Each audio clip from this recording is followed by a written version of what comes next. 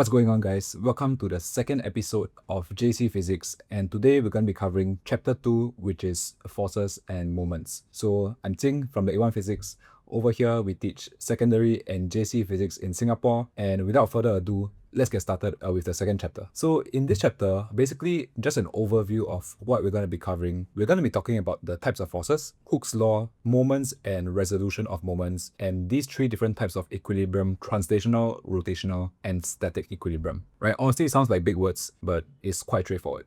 Alright, so anyways, let's get into the first part. Now first I want to recap some content from secondary school. We know that the weight of object is the gravitational pull pulling down the object, right? But the difference is, in secondary school, we learned that W equals to mg and g equals to 10 meters per second square. This one is for O level. But in A levels, g actually equals to 9.81 meters per second square. So just make sure to take note of that whenever you're using g next time in your calculations. So center of gravity is the point where the weight of the mass is acting. So if I take my center of gravity to be the middle, it means that the weight is acting from this point over here. And the thing is, how do we find our center of gravity? The center of gravity can be found by taking the so-called average of the mass. So if the entire mass is spread out like this equally, the average point of the mass is right in the center. If there is a hole on top of my mass, it means that the average of my mass has been shifted downwards.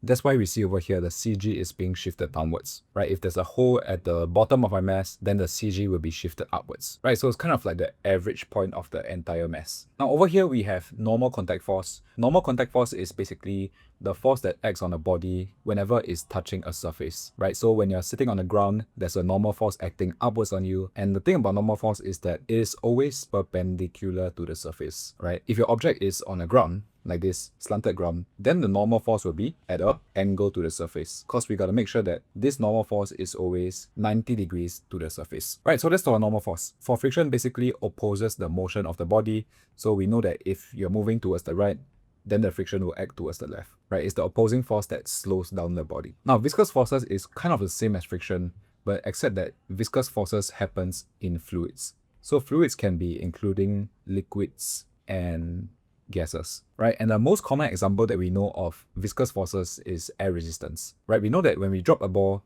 and the ball is falling down, there's going to be an opposing upwards force called the air resistance to try and slow the ball down. All right, just another example for viscous force. If I have a beaker of water over here and I drop a ball inside a beaker of water, the water is going to exert an upwards viscous force so as to try to slow the ball down. Okay, so both liquids and gases can experience viscous force. Now the last one is upthrust. This one is a new addition in JC, and the idea is that whenever an object is partially or fully submerged inside a fluid, this object experiences an upwards force. And this upwards force is called the upthrust. Now, why is it that when you put an object inside a liquid, there is an upwards force? The idea is that we learned in secondary school that water pressure equals to rho GH, right? So the pressure at the top is rho GH using this H2, and the pressure at the bottom is rho GH using this H1, right? And what we notice is that because at the bottom, the height of the water is bigger compared to the top, we can say that the water pressure at the bottom is actually bigger than the water pressure at the top. And when the water pressure at the bottom is bigger than the water pressure at the top, this causes a net upwards force like this. So that's why objects in water experience a force called the upthrust. Now, next thing we learn is Hooke's law. So Hooke's law basically says that when you stretch a spring and you compress a spring, the spring is gonna exert an opposing force onto your hands, right? So if you pull a spring apart, the spring is going to try to pull your hands back towards the center. And this opposing force, which is the tension in the spring, can be calculated by F equals to Kx, where it basically says that the extension of a spring,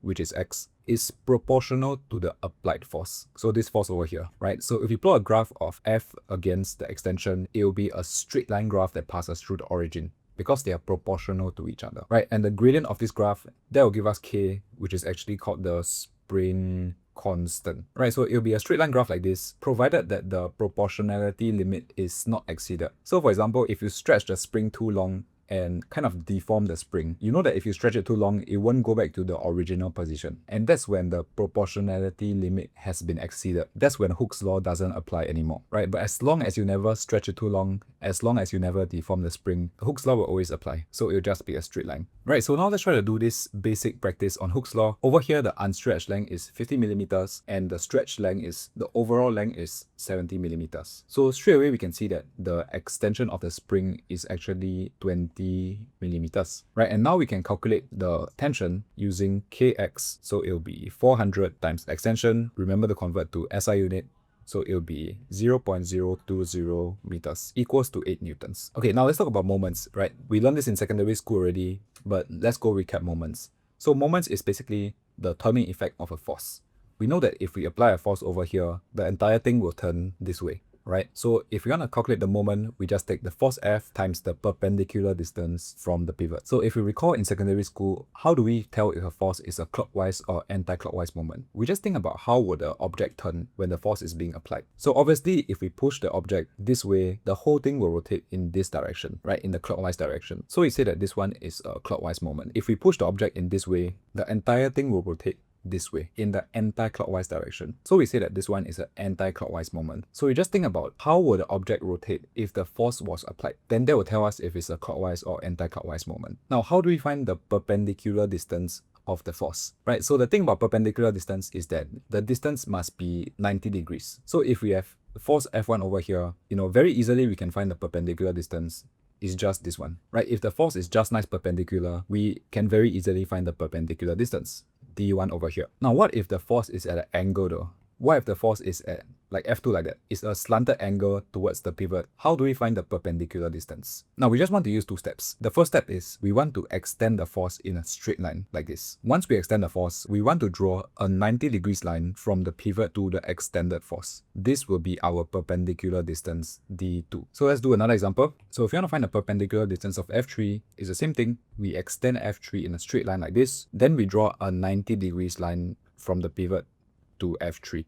Right, this one is our perpendicular distance for F3. Right, so that's how you find the perpendicular distance. Now, in JC Physics, other than finding the perpendicular distance, we actually need to know how to calculate the moment of a slanted force, right? So if over here, this one is my pivot, how do we calculate what is the moment of this force? Now, there's two methods to do this. The first method is you want to find the perpendicular component of the force, right? So if you remember in the previous video, chapter 1, we talk about how we can resolve this force into the vertical component, which is F sine theta, and the horizontal component, which is F cosine theta. Now, what do you notice about the horizontal component? This horizontal component actually passes through the pivot, right? Which means that the perpendicular distance of the horizontal component is actually 0, which means that the moment of this horizontal component is actually 0. So this horizontal component doesn't produce any moment about the pivot, right? We can just ignore this horizontal component. So now to find the moment,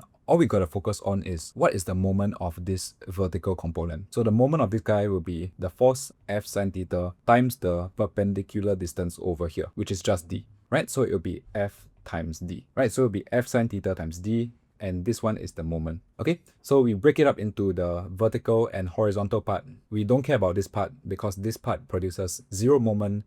Then we just focus on this one. Now, the second method is to, instead of resolving the force, we can just find the perpendicular distance over here. So we keep the force to be the same, but what we want to do is we want to find this perpendicular distance. And how do we find this perpendicular distance? Now we just need to resolve this distance using the vector resolution method that we learned, right? So over here, this one will actually be d cosine theta, and this length over here will actually be d sine theta, right? So we just take F, the original force, times the perpendicular distance over here. So the moment will be F times d sine theta, right? So there's two different methods, and they both give the same answer. Moment equals to F times d sine theta. So personally for me, I prefer the first method to resolve the forces into the vertical components. Now let's try a real practice question using the vector resolution method that we learned just now, right? So we want to find the moment of this force about the pivot at A over here. So what I want to do is I want to resolve these forces into the horizontal and the vertical component. So the vertical component of this guy will be F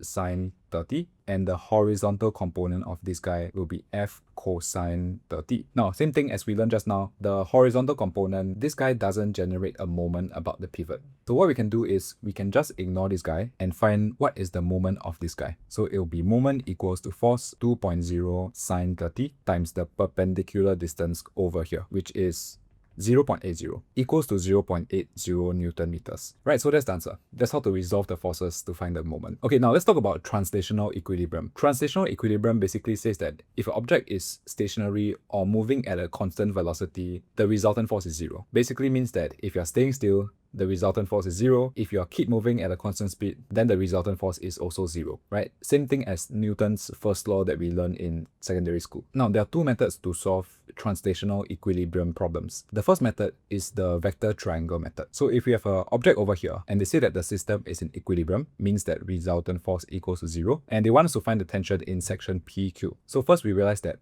there's three forces over here. There is tension in QR, there is tension in PQ, and there is the weight over here. You can actually watch my previous O-level dynamics video on this, but if the resultant force is 0, when you add all the forces together, it will actually form a closed loop. So if we add the QR like this, if we add the weight, and we add the PQ, if the resultant force is 0, it will actually form a closed loop like this. And what we notice is that this angle is 30 degrees. So we can actually use trigo, and we can say that tangent 30 degrees equals to opposite over adjacent, right? And if we solve this, we get PQ equals to W over tangent theta equals to 1.73 W. So that's the answer for this question, right? So this one is the first method. It's just the vector triangle method. We try to draw the forces using the vector diagram. Now, the second method is the vector resolution method, right? Over here, we have three different forces, and they want to find what is the unknown force that maintains the equilibrium. So basically, these three forces is going to produce a resultant force. Then they want to find what is the force that when we add to this resultant force, it will go back to 0, right? So let's first try to find what is the resultant of these three forces. So what I'm going to do is, I'm actually going to resolve these forces into the horizontal and the vertical direction, right? This guy will be 7 cosine 60, and this guy will be 7 sine 60. I'm also going to resolve this guy. So this guy will be 8.5 cosine 45 and 8.5 sine 45. So to find the resultant force, what I'm going to do is, I'm going to find the resultant horizontal force first. I'm going to add all the horizontal components together and find the resultant horizontal force. So I'm going to take 8.5 cos 45 minus 7 cos 60. That will give me 2.51 newtons, right? So overall, my resultant horizontal component must be 2.51 newtons. Then I want to find what is my resultant vertical component. So to find my resultant vertical component, what I'm going to do is, I'm going to plus all the vertical forces together, right? So it'll be 8.5 sine 45 plus 7 sine 60 minus 11.0 equals to 1.07 newtons, right? So we know that the vertical component of our resultant force is actually 1.07 newtons.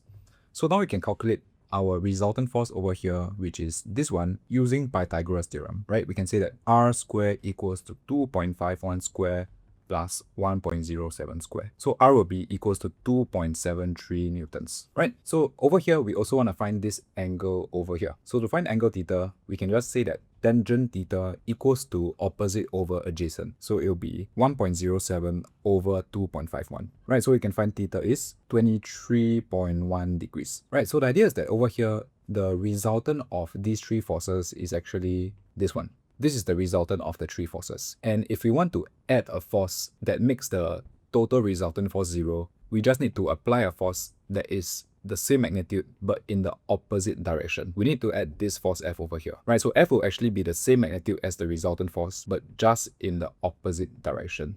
So answer for this question is the magnitude of F is actually 2.73 newtons and the direction is 23.1 degrees clockwise from the horizontal. Right, because over here is the horizontal and I'm going clockwise this way, 23 degrees. So two methods. Number one is the vector triangle method and number two is the vector resolution method. Now we talk about rotational equilibrium, which is basically the same thing as we learned in secondary school, right? Principle of moments. When an object is in equilibrium, the sum of all clockwise moments about any pivot is equal to the sum of all anti-clockwise moments about the same pivot. So the object doesn't rotate. Alright, so let's just go through a quick example over here. We want to find this force F that's required to maintain the rotational equilibrium. So we know that this guy is our clockwise moment, and this guy is our anti-clockwise moment. So we can say that clockwise moment equal to anti-clockwise moment from the pivot O over here. So now we have the clockwise moment is 25 times L over 4, and our anti-clockwise moment is F times the whole thing over here. Right, this one is our distance, which is L over 4 plus L over 2. So that will actually give us 3L over 4, right? And if we cancel out the L on both sides, we will get F equals to 25 over 3 equals to 8.33 newtons. Right, so this one is just a very simple moments question. Now, there's one very special case about rotational equilibrium. And the idea is that when an object is in equilibrium, the line of action of all three forces must meet at a point, right? What's the entire idea of this? So in fact, over here, right, I'm gonna just tell you the answer first, then I'll explain the reasoning behind it. So over here, we have two different forces, and they're asking what is the direction of the third force exerted by the wall on the flagpole. So is the force gonna be like this, or like this, or like this, right? How do we find the direction of the third force over here? Now, the idea is that when we extend all the forces and find their line of action, all the three forces must pass through the same point. So we see that these two forces pass through this point over here, which means that my third force must pass through this point over here, right? This one is the direction of the force exerted by the wall, because all three lines must pass through the same point. Now, as for the reasoning as to why must the three forces pass through the same point, the idea is quite simple. Now, if the forces didn't pass through the same point, right? Let's say the force is like this, right? If the forces all didn't pass through the same point, and we take this point to be the pivot, we take the point where two of the forces pass through to be the pivot, then what we notice is that about this point, these two forces don't produce any moment about this point, right? They just pass straight to the point, so they have zero moment, but this force actually produces a clockwise moment about the pivot. So overall, there is a clockwise moment, and we cannot say that it's in equilibrium, right? So the main idea as to why all the three forces must pass through the same point is because if they didn't pass through the same point, we can take the point where two forces pass through and prove that the third force will produce a moment. So it's not in equilibrium. So that's why the third force must pass through over here. So if we take this one to be the pivot, we can see that all of the force, the moment is zero. The object is in equilibrium. Okay, so we talk about translational and rotational equilibrium, and now let's talk about static equilibrium, which is basically a combination of the two, right? When something is in static equilibrium, we can say that both the resultant force and the resultant moment must be zero, right? So it's both translational and rotational equilibrium, right? Basically, it means that it doesn't move, or it moves at a constant speed, and it also doesn't turn. So that's the idea with static equilibrium, right? Doesn't move and doesn't turn. So over here, we have an example of a static equilibrium question, and let's try this question. So over here, we have a boat that is being lifted up, and they say that the boat remains horizontal, means that the boat doesn't turn, right?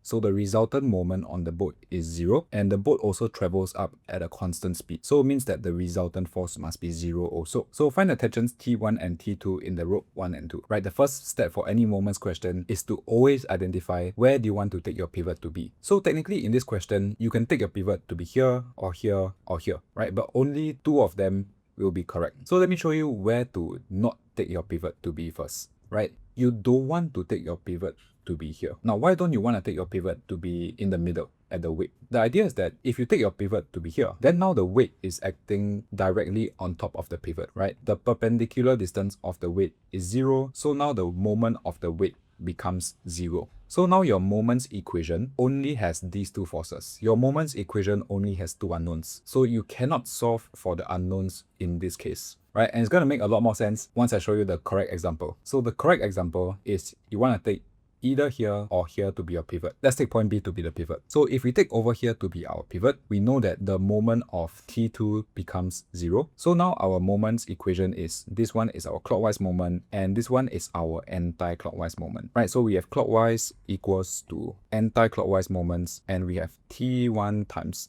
2.0 equals to 1500 times the distance over here, which is 1.25. Right, so now our moments equation only got one unknown, only got T1. So now we can solve for T1 properly, right? If we did the previous method, our moments equation will have two unknowns, and we cannot solve for either T1 or T2, right? So T1 equals to 9375 newtons. Okay, now how do we find T2, right? Actually, there's two different methods to find T2. The first method is you can now take this one to be your pivot, then you make a moments equation in terms of this one and this one. Then you can find T2. That's the first method. The second method is we realize that the resultant force is zero.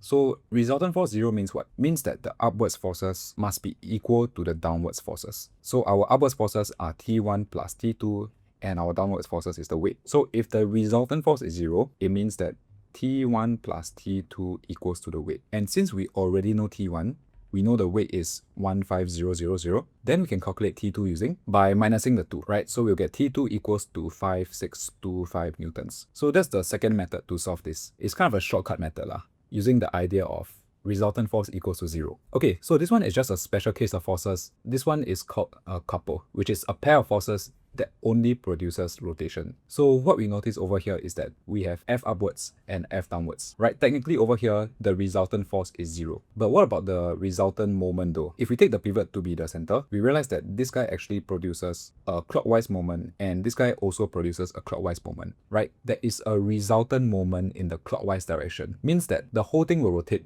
clockwise, but it won't move because the resultant force is 0, right? So it only rotates, but it doesn't move. So this one is called a couple.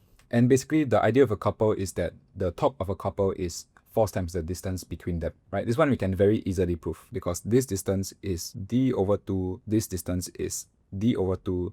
So the total moment is force times d over 2 plus force times d over 2 equals to force times d. Right, so couple is just a special case of moments. Now, to end this video off, let's go and try this example question, which is the kind of question difficulty that you can expect in your papers. Right, so feel free to pause this video and try this question out yourself first. And right now, I'll be going through the answer for this question. Now, show the magnitude of force X which supports the bar is 8.8 newtons. Now, first we need to identify that this one is a moments question, right? We first got to identify that it's a moments question. As with any moments question, our first step is to identify where is the pivot, right? Over here, we want to take our pivot to be this point A over here. And the idea is that this guy produces a clockwise moment and this guy produces a anti-clockwise moment. So by principle of moment, we know that the clockwise moment must be equal to the anti-clockwise moment. Now the question is, how do we find this clockwise moment? Because this guy is at an angle to the pivot. So what we want to do is,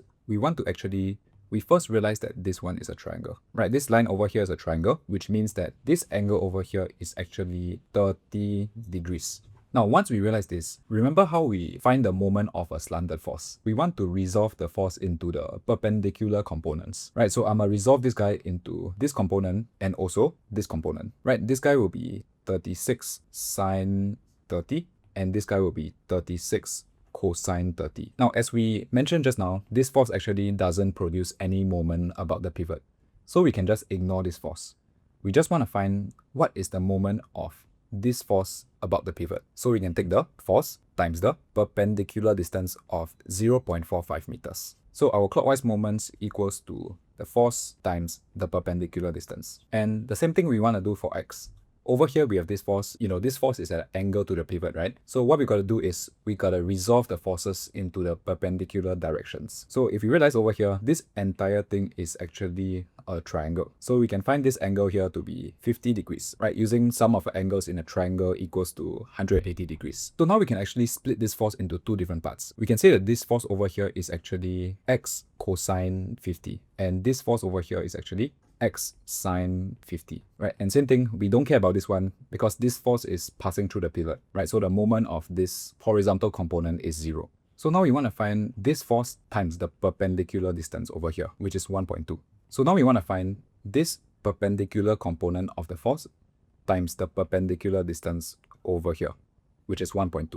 So anti-clockwise moments equals to X sine 50 times 1.2, right? So by principle of moments, we can just take clockwise equals to anti-clockwise moments, and we can prove that X equals to 8.8 newtons, right? Obviously, it's a show question, so we gotta actually write down by principle of moments, right? But just to keep this video a bit shorter, I'm just gonna show you all the logic behind the question. Okay, now, explain why force F must act at A to keep the bar in equilibrium. So they're asking, why is there even a need? How do I know that there is confirmed there's a force over here? Right? And the idea, if there is no force over here, then right now there's just two forces, right? If there isn't a force at A, then there's only two forces like this. There's only the weight and there's only the force X. Now, the bar is in equilibrium, means that the resultant force must be 0, right? There's no way that these two forces alone, the resultant force is 0. How do I know that there's no way the resultant force is 0? It's because over here, this force X actually has a horizontal component. And the idea is that over here, the weight doesn't have any horizontal component, right? It means that when I plus these two forces together, confirm there will be a horizontal component like this, right? The resultant force won't be zero. So the idea is that this force over here actually needs to have, its own horizontal component so as to balance the horizontal component of X and make the resultant force zero, right? So force F must have its own horizontal component so as to balance out the horizontal component of X to ensure that the resultant force is zero. Now, before we do part 2, let's go ahead and jump to part 3 first, right? Draw an arrow to show the approximate direction of F. So we know that over here, we have the weight and we have force X. And we have one extra force over here, right?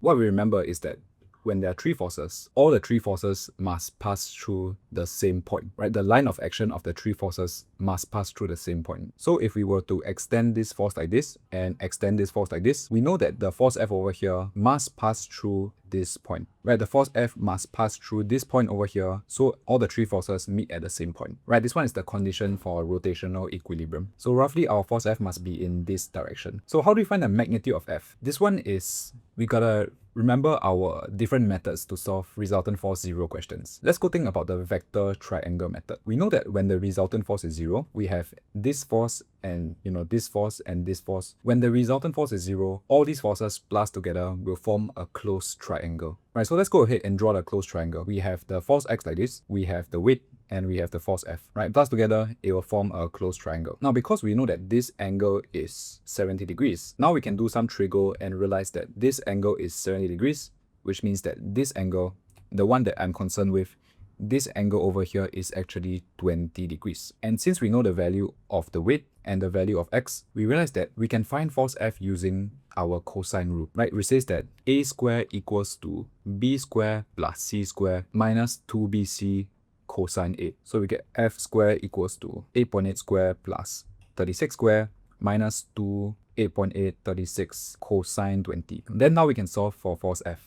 And we'll get that force F equals to 27.9 newtons. Right, so this question is really a combination of all the concepts that we learned inside this chapter. Right, so that's it for JC Chapter 2, Forces and Moments, and I hope you found this video helpful. Right, as usual, if you need my help for physics, just go and WhatsApp the number around the screen. Right now, I give tuition for secondary and JC physics. And if not, I'll see you in the next video.